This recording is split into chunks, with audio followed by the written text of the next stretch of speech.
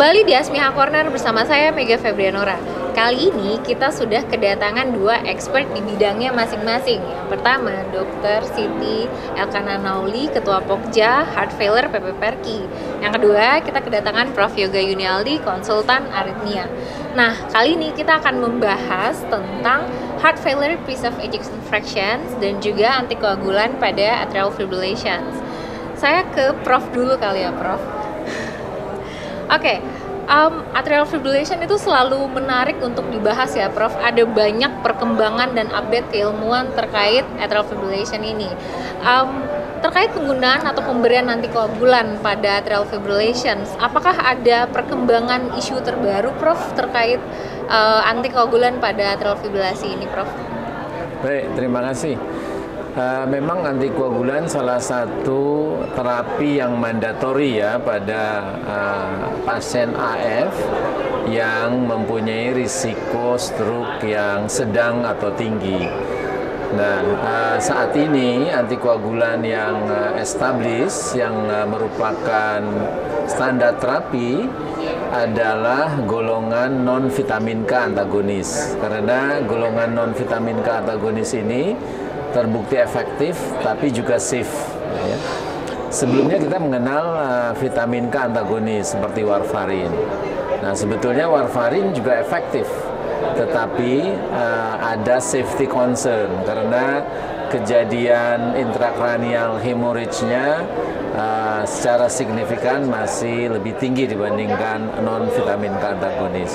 Dan kita tahu intrakranial hemorrhage ini fatal ya, biasanya pasien tidak selamat tuh kalau mengalami itu. Nah, oleh karena itu saya kira NOAC atau non-vitamin K antagonis itu menjadi standar. Perkembangan terbaru dari NOAC ini, kita tahu bahwa NOAC itu menghambat faktor 2 atau faktor 10 ya. Nah, tapi yang baru ini belum, masih di dalam trial ini, saya kira masih juga fase 1, fase 2 dari clinical trial, belum fase 3. Itu adalah menghambat faktor 11 dan faktor 12 ya. Nah, ini diharapkan dengan ini hipotesisnya safety akan lebih bagus lagi. Sehingga mereka berharap bahwa almost zero bleeding risk gitu ya, dan mungkin nanti bisa dipakai pada penyakit jantung valvuler seperti mitral stenosis. Ya, itu topik yang mitral stenosis dan antikoagulan itu benar-benar I think mungkin bakal jadi inovasi masa depan mungkin kali ya, Prof ya. Yeah. Apalagi kalau benar-benar bisa zero bleeding risk, itu sangat helpful untuk banyak pasien kita. Nah, kita bicara tentang bleeding risk. Pasien atrial fibrilasi punya banyak komorbid lainnya, sehingga mereka bleeding risk-nya bervariasi mulai dari yang kecil sampai yang besar. Apakah ada ini menjadi pertimbangan penting dalam pemberian antikoagulan pada masing-masing pasien dengan bleeding risk yang rendah, sedang ataupun yang besar, Prof? Baik, saya ingin bicara data real ya. Jadi kita baru saja menyelesaikan atau hampir selesai, belum selesai. Akhir Juni ini selesai pengamatan 1 tahun keseluruhan pasien.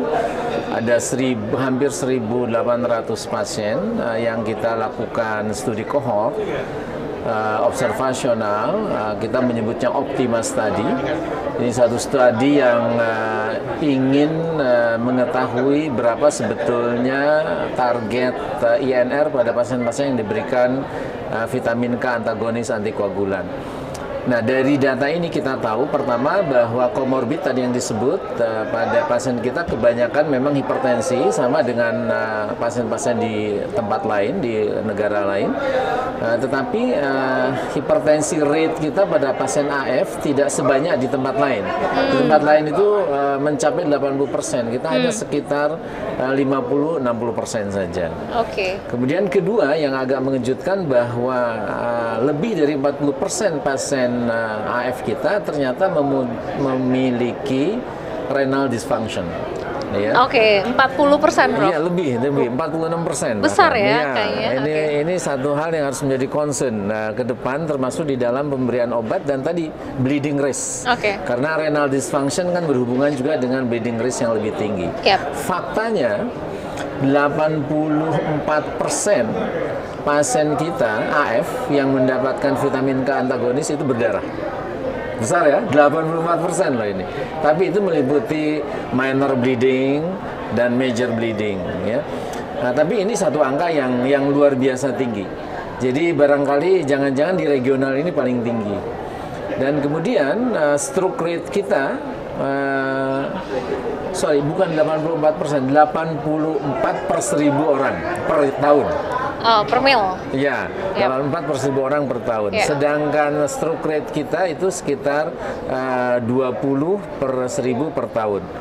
Dan kematian itu sekitar 37 per 1000 per tahun. Ini angka yang setengahnya ya? Ya, ini angka sebetulnya kalau dibandingkan dengan data-data di luar sedikit lebih tinggi, gitu ya, sedikit lebih tinggi. Jadi satu hal yang saya kira harus menjadi concern karena kita melihat hanya pada pasien-pasien yang mendapatkan vitamin K antagonis, di mana ini adalah obat antikoagulan yang paling sering dipakai ya di negara kita. Memang agak tertinggal kita ini dalam hal ini. Nah, tapi ternyata cost yang harus dibayar akibat itu menjadi lebih besar sebetulnya. Jadi isunya nih seharusnya BPJS harus melihat ini dan mulai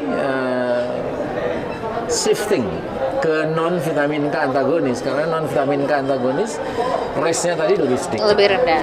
Oke.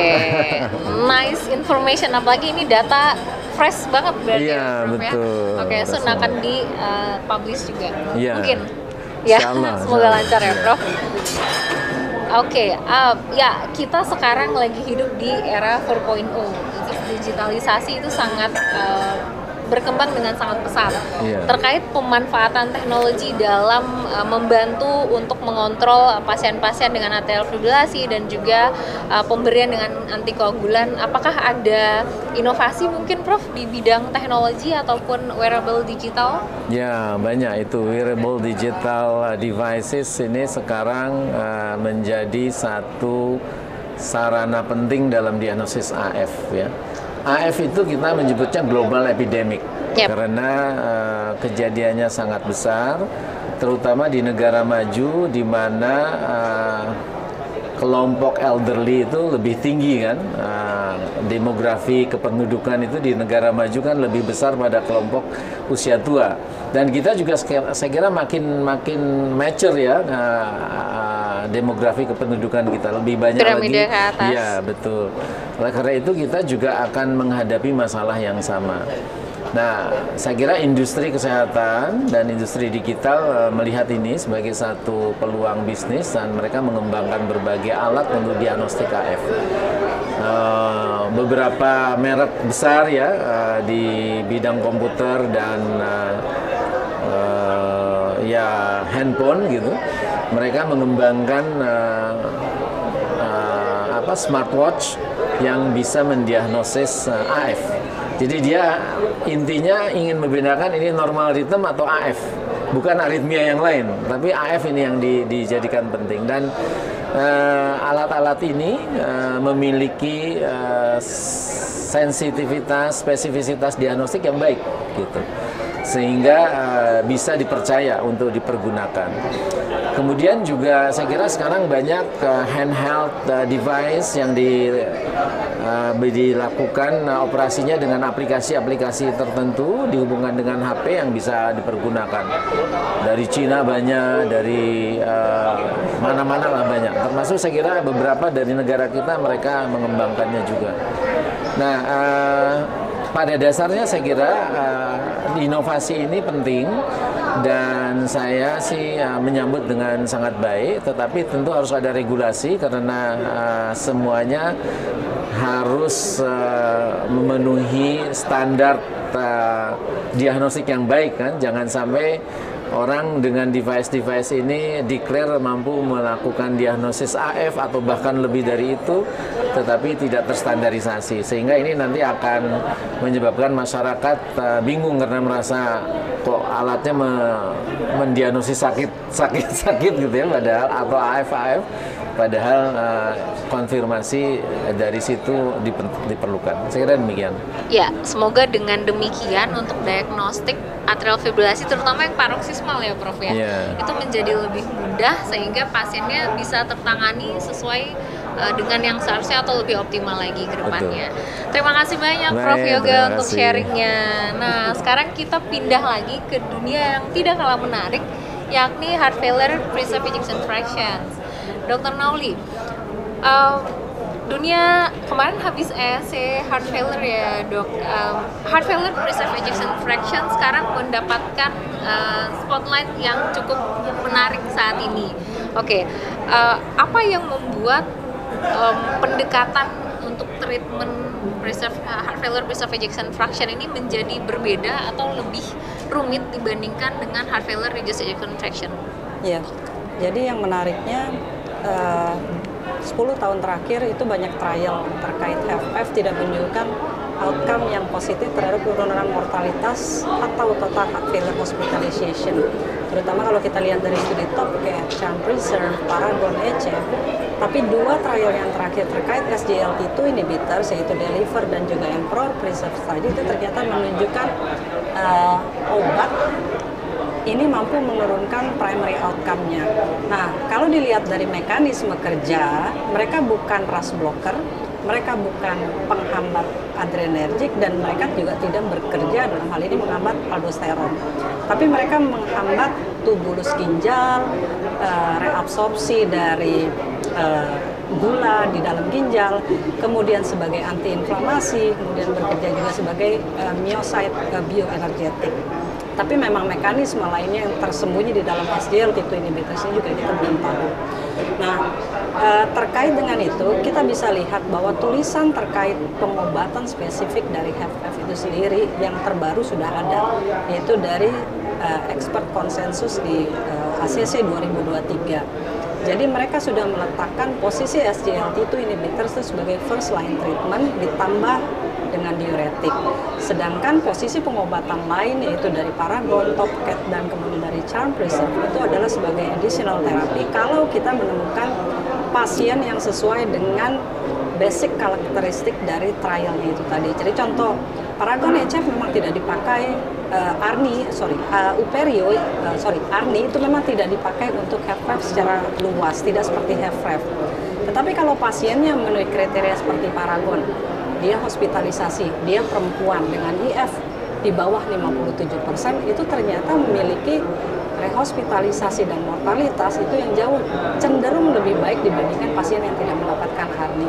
Demikian juga dengan spironolactone dari TOPCAT tadi, kalau pasiennya dia pernah mengalami rehospitalisasi 12 bulan terakhir, itu juga cenderung mendapatkan hasil yang lebih baik dibandingkan dengan pasien yang mendapatkan placebo saja. Nah, inilah kemudian nanti kita bisa lihat bagaimana sih gambaran guideline HFpEF yang terbaru, tapi tentunya tidak akan se-clear guideline treatment dari HFrEF itu sendiri. Oke, tadi dokter bercerita tentang guideline terbaru dari ACCAH. Kalau dari ESC kemarin mungkin ada update, karena kan mereka baru mengeluarkan guideline 2022 ya dok 2021 dok. 2021. Mungkin nanti baru 5 tahun lagi akan berubah secara guideline-nya. Iya. Tapi ada isu yang mungkin let's say semacam konsensus juga loh, expert opinion terkait HFpEF ini pada ESC HF kemarin dok? Ya, kemungkinan sih akan mengeluarkan statement sama dok, karena sudah 2 trial yang sudah keluar menempatkan obat terbaru yaitu SGLT2 inhibitors ke dalam kelas rekomendasi yang lebih tinggi. Tapi memang secara kelas rekomendasi sendiri, karena expert konsensus itu bukan guideline, jadi dia tidak ada kelas rekomendasi 1, 2A, 2B. Mereka menempatkan ini sebagai first line treatment pada pasien yang cocok dengan baseline karakteristiknya. Oke, kalau personal opinion Dr. Nauli sendiri gimana nih dok? Terkait SGLT2 ini pada pasien HFpEF, apakah soon di Indonesia kita juga akan memberikan ini pada pasien dengan HFpEF? Ya, saya rasa kita tidak banyak sekarang deal dengan treatment HFpEF ya. Pilihannya cuma diuretik yang satu-satunya kelas 1. Jadi mau tidak mau kita harus membicarakan mengenai SGLT2 inhibitors, meskipun saat ini memang masih menjadi masalah karena tidak ada di dalam sistem formularium nasional kita. Tapi sih kita tetap mengharapkan bahwa mereka mau untuk memasukkan ini, karena ternyata meskipun outcome-nya kita lihat memang hanya moderate 19 sampai dengan 22% dari 2 studi itu, tapi sampai saat ini yang bisa menjawab penurunan mortalitas dan total heart failure hospitalization hanya obat ini tadi. Jadi mudah-mudahan kedepannya ada trial-trial baru lagi yang lebih memuaskan untuk penanganan ini. Oke, nanti kita akan lihat di tahun-tahun ke depan karena perkembangan dari cardiovascular disease ini sangat-sangat pesat sekali setiap tahunnya. Pasti. Kita nggak tahu tahun depan mungkin akan keluar sesuatu breakthrough lagi ya, Dok. Prof, terima kasih banyak untuk waktunya. Sekian untuk Asmiha Corner hari ini. Sampai jumpa di Asmiha Corner selanjutnya. Dadah.